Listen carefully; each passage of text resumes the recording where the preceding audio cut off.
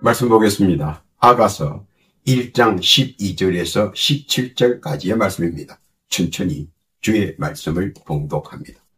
왕이 상에 앉았을 때에 나의 나도 기름이 향기를 토하였구나. 나의 사랑하는 자는 내 품 가운데 몰약 함량이요, 나의 사랑하는 자는 내게 엥게리 포도원의 고베라 송이로구나.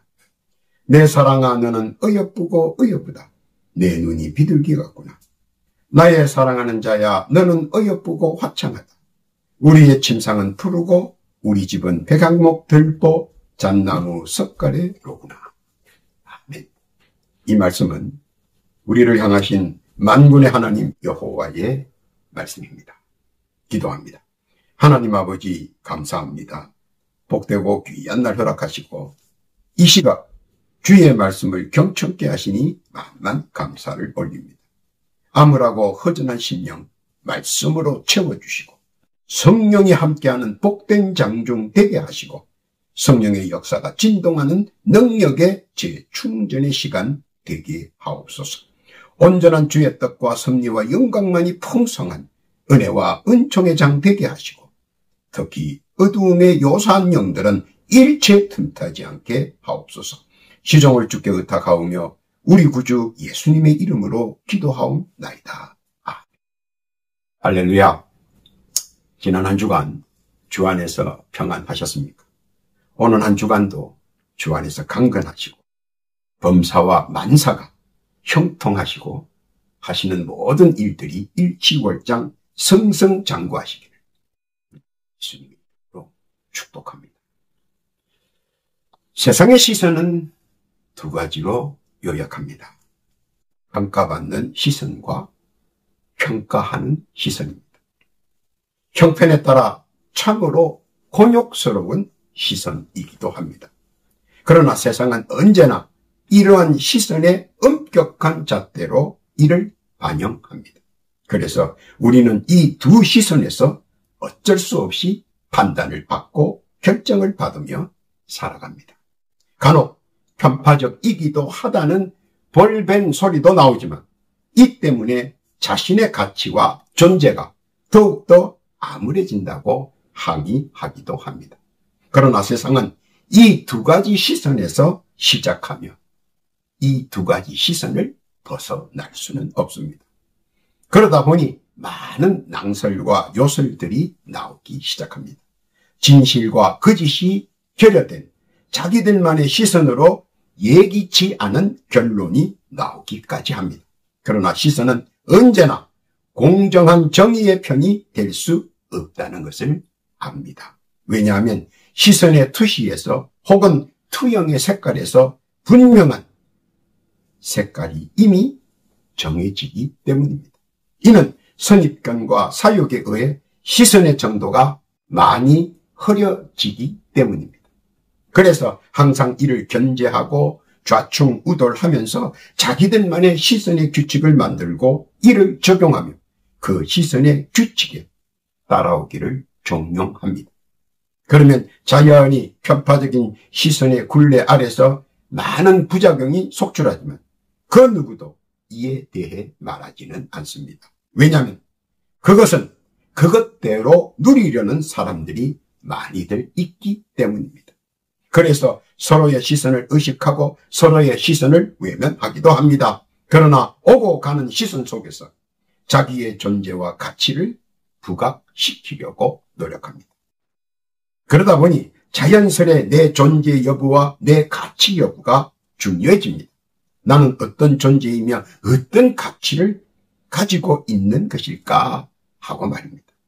그러나 평가에 절대적인 것은 없습니다. 다분히 치우쳐 있는 편파적인 것들 때문입니다. 공정하다고 말하지만 믿지 않습니다. 사견이 많이 좌우된다고 생각하기 때문입니다. 오늘날 많은 신자들은 궁금증을 하나 가지고 있습니다. 그것은 신자가 느끼고 알고자 하는 것은 과연 하나님의 시선에서 나는 어떤 존재감일까? 또는 내가 하나님께 얼마만한 가치를 가진 존재일까? 하는 것입니다. 스스로 자신의 존재와 가치를 부여해 보기도 합니다. 보석 같은 존재? 금 같은 존재? 아니면 돌 같은 존재? 아니면 그보다 더 나든 풀 같은 무의미한 존재? 고개를 갸우당하지만 결론이 없는 자기만의 메아리일 뿐입니다. 가끔은 나에게도 시선의 굴곡으로 인해 나의 존재가 하나님께 정확하게 투영되지 못하는 부분이 있는가 하는 조바심도 있기 때문입니다. 나의 신앙심, 나의 믿음, 나의 말씀 묵상의 부피, 또 기도의 크기, 종합적으로 따져볼 때 하나님께서 보고 느끼는 나의 존재감은 과연 어느 정도의 가치를 가지고 있을까 하는 의문부호 말입니다. 물론 믿는 자에게 능치 못함이 없고 내게 능력 주시는 자 안에서 다 할 수 있지만 정작 내가 필요로 할 때 나의 능력과 재능이 이를 따르지 못함에 곤욕감이나 당황함을 많이 느끼기 때문입니다. 그래서 이를 비관하기도 하고 자학하기도 합니다. 내 믿음이 연약하거나 작아서 그런가 하는 자책도 많이들 합니다. 그런데 이는 아직 무엇인가를 담을 만한 그릇이 준비되지 않은 상태인 것을 자각해야 한다는 것입니다. 그리고 그 담을 만한 그릇을 만들어 가야 한다는 것입니다. 종지가 담는 물과 종기가 담는 물은 다르기 때문입니다. 간장 담는 종지가 많이 담아봐야 간장만큼 닿습니다. 그러나 물을 담는 종기가 크면 많은 물을 담을 수 있기 때문입니다. 지금의 응답의 결론은 신자의 존재와 가치를 우리 하나님께서 낮게 보는 것이 아니라 더욱더 높게 책정하기 위한 하나님의 고육지책인 것을 깨달아야 한다는 것입니다. 내게 응답이 없는 것, 내게 응답이 길어지는 것은 하나님께서 더욱더 나를 높게 책정하기 위한 하나님의 고육지책이라는 사실을 망각해서는 안 된다는 것입니다. 오늘 아가서를 통해 이런 하나님의 시선에 대해 재조명해 보고자 합니다. 첫째는 내 존재의 가치는 우리 하나님께서는 믿음의 향기로 평가합니다. 본문 1장 13절에 보면 몰약의 향난 향주머니의 의미는 무엇인가 하는 겁니다. 오늘 아가서 1장 13절에 나의 사랑하는 자는 내 품 가운데 몰약 한 양이요. 어떤 향기를 얼만큼 담고 있는가 하는 겁니다. 사람들에게 인기 있는 샤넬5의 존재가 아닙니다. 그것은 그리스도의 향기입니다. 이 향기야말로 가치가 있는 것이며 또한 그것을 지니고 있는 나의 가치를 더욱더 한일청 높은 가치 있는 자로 나타내 보여준다는 것입니다. 썩어 구린내가 나는데 비싼 향수를 뿌리면 잠시는 향긋할 수 있습니다. 그러나 얼마 지나지 않아 더더욱 진하게 썩은 냄새가 진동할 것입니다. 그러나 죽은 지 나흘이나 지나 썩은 냄새가 진동하는 나사로를 향해 우리 주 예수께서 부르시자 그 말씀이 선포되는 즉시 죽음에서 깨어납니다. 그때 나사로는 주 예수의 말씀이 선포되는 순간 그 즉시로 썩어가던 육신과 썩은 냄새는 말씀과 접하여지자 순식간에 썩은 냄새가 사라지고 죽었던 나사로가 깨어나고 그 즉시로 퍼져있던 썩은 냄새는 말끔히 사라져 버렸습니다. 그리고 말씀의 형상과 말씀의 향기만 나타났습니다. 또한 죽었던 나사로가 멀쩡하게 건강하게 깨어난 것입니다. 예수님의 입에서 나온 말씀이 기적을 만들고 기사를 창출하고 역사하였습니다. 그리고 말씀이 기적을 만들어 내었습니다. 신자는 말씀을 가슴에 품고 있으면 언제 어디서나 말씀의 향기가 은연중에 나타난다는 것입니다. 그리스도의 향기가 나타나면 어두운 세력들은 정신을 차리지 못합니다. 말씀의 향기가 진동하면 그 어떤 해함이나 악함이 파고들 수 없습니다. 더러운 냄새가 썩은 악취가 만발해도 말씀이 선포되면 말씀의 향기는 일순간 모든 썩은 악취와 더러운 냄새를 순식간 사라지게 만듭니다. 그리고 생기 있는 생명에 살아 숨쉬는 그리스도의 향기를 만발합니다. 하나님이 보시는 내 존재의 가치는 말씀과 함께하는 향기로운 향연인 것을 알아야 합니다. 하나님께서는 이런 그리스도의 향기가 충만한 신자가 되시기를 원하십니다. 이것이 하나님께서 나의 존재와 가치를 인정해주는 시선이기도 합니다. 그리스도의 향기가 충만한 신자. 무슨 뜻인지 깨닫기를 바랍니다. 둘째는 내 존재의 품격은 귀한 열매로 나타난다는 것입니다. 오늘 아가서 1장 14절에 나의 사랑하는 자는 내게 엔게디 포도원의 고벨화 송이로구나 하고 감탄사를 연발합니다. 고벨화 송이의 의미는 무엇입니까? 말씀은 여러 갈래로 순환시키고 변환시킵니다. 필요에 따라 역사하는 권능도 각각 다릅니다. 또한 말씀은 나를 위해 능력과 자질을 한일청 발전시켜줍니다. 신자의 알찬 방편으로 만들어 간다는 것입니다. 허접한 신자가 아니고 둔갑하는 신자가 아니라 알찬 신자로 그 방편을 만들어 간다는 겁니다. 그리고 내 존재의 가치가 알날이 연결해져 갑니다. 믿음의 품격이 나를 더 가치 있는 존재와 가치를 지닌 자로 부각시킵니다. 어떤 신자는 첫발의 성공 사례를 만들기도 합니다. 그런가 하면 어떤 신자는 대기만성으로 인생 막차에서 성공 사례가 이루어지기도 합니다. 그러나 모든 신자에게 상황과 형편에 맞게 이루어져 가게 하는 것입니다. 모진 풍파와 거센 파고를 이겨내야만 알날이 연걸 수 있는 것이기 때문입니다. 시멘트는 굳어야 형체를 알 수 있습니다. 돌은 징으로 패야 형태를 알 수 있습니다. 시멘트가 굳기 전에는 아무것도 아닙니다. 돌이 징으로 완성을 이루어야 형태를 나타냅니다.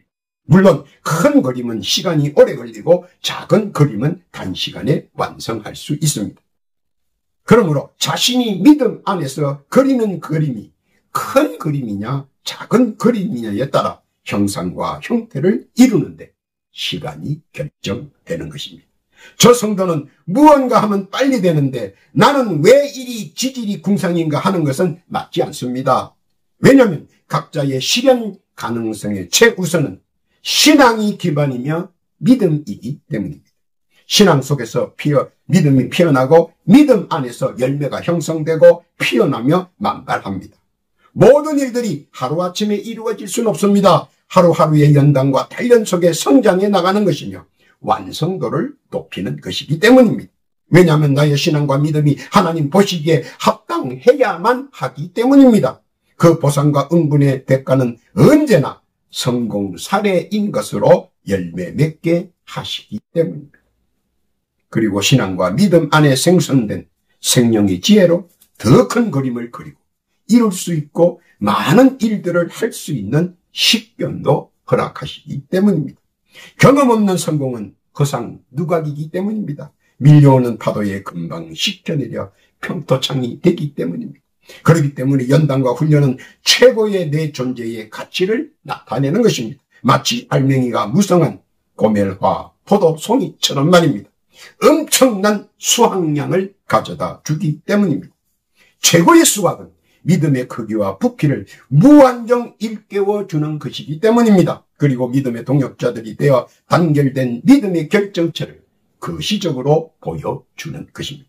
300인의 기도원이 믿음의 군병으로 합할 때 승리의 열매는 언제나 그들의 편이었습니다. 그 이유는 숫자에 많고 적음이 아니고 힘이 세고 약함이 아니라 언제나 말씀과 믿음 안에서 알날이 풍성한 결실을 만들어낸다는 것입니다. 하나님이 보시는 내 존재의 품격은 언제나 굳건한 믿음의 귀한 열매로 나타난다는 것입니다. 마치 고멜화 송이처럼 말입니다. 우리 하나님의 뜻 깨닫기를 바랍니다. 셋째는 내 존재의 품행은 순결로 빛이 난다는 것입니다. 본문 1장 15절에 보면 내 사랑아 너는 어여쁘고 어여쁘다 내 눈이 비둘기 같구나. 본문 1장 15절에 비둘기 같은 존재입니다. 하나님께서 보시는 높은 가치의 품행의 등급은 순결입니다. 순결은 결코 흔들리지 않는 굳건한 신앙심을 바탕으로 합니다. 또 믿음이 그 어떤 역풍이나 강풍에도 결코 흔들리지 않고 꿋꿋이 자신을 지킵니다. 일편단심의 믿음의 힘을 보여주는 대목입니다. 또한 믿음의 순결은 그 어떤 소용돌이 속에서 보다 견고합니다. 그리고 그 순결이 보이는 것으로 형상으로 나타낼 때 품행의 질이 높여집니다.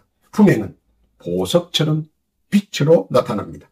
그 어떤 진흙 속에서나 흙탕물 속에서도 확연한 빛으로 자신의 순결한 가치를 선명하게 나타내 보여줍니다. 비둘기는 공격적이지 않습니다. 무리를 지어 평화를 공존합니다. 그리고 비둘기는 상부상조하며 결코 일편단심의 순결의 범위를 넘어가지 않습니다. 비둘기의 속성은 언제나 반듯하며 그의 품행은 순결한 것으로 존재하며 빛납니다. 하나님께서는 이러한 신앙과 믿음이 굳세며 순결한 존재로 거듭나기를 바라시는 겁니다. 왜냐하면 순결의 척도는 말씀 중심적일 때 더더욱 빛이 나기 때문입니다. 순결은 흔들리지 않는 믿음의 속성이며 순결한 신앙인에게는 하나님께서 그의 시선과 그의 시선을 주시하시고 주목하신다는 것입니다. 더하여 늘 천군 천사와 성령을 통하여 함께하여 주시기를 엄명하십니다. 하루 24시간 1년 365일 말입니다. 우주 만물과 세상 만사도 음하게 명하신 부분입니다. 그것은 그 존재로 하나님 보시기에 심히 좋아 보이는 자체가 되기를 원하시는 것입니다. 하나님이 보시는 내 존재의 품행은 언제나 말씀에 입각한 믿음의 순결성으로 빛이 나며 순결한 존재는 언제나 어디서나 하나님께서 지켜주시고 함께 하신다는 것입니다. 하나님께서는 우리에게 그 뜻을 깊게 헤아리라는 것입니다. 하나님의 뜻 믿고 깨닫기를 바랍니다. 네 번째는 내 존재의 성품은 믿음직한 신자라는 것입니다.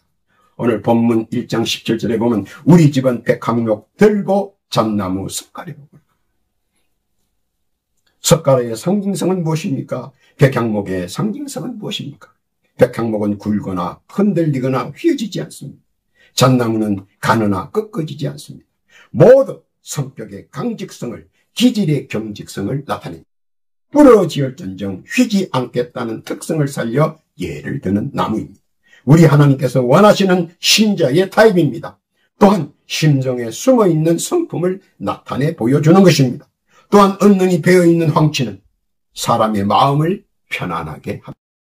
말씀으로 사는 이들은 언제나 말씀의 표출로 믿음의 품격을 나타냅니다. 그뿐만 아니라 숨겨진 믿음의 품격에 보배가 밖으로 표출되는 것입니다. 신앙의 발로가 뜨겁습니다. 그리고 행동으로 표현합니다. 감춰둔 신앙이 아니라 밝혀지는 신앙으로 말입니다. 타인의 소극적인 내면보다 적극적인 내면으로 자신의 일을 타당하게 만들어 선행합니다. 또한 오랜 세월 견디는 특성이 있습니다. 언제 세상 분파와 난세의 창파에도 불굴의 투지를 버팁니다. 결코 휘거나 부러지지 않습니다. 또한 흔들리지 않는 강인함을 보여주기 때문입니다. 이 세상은 얼마나 많은 가롯 유다 같은 사람들이 많은지 모릅니다.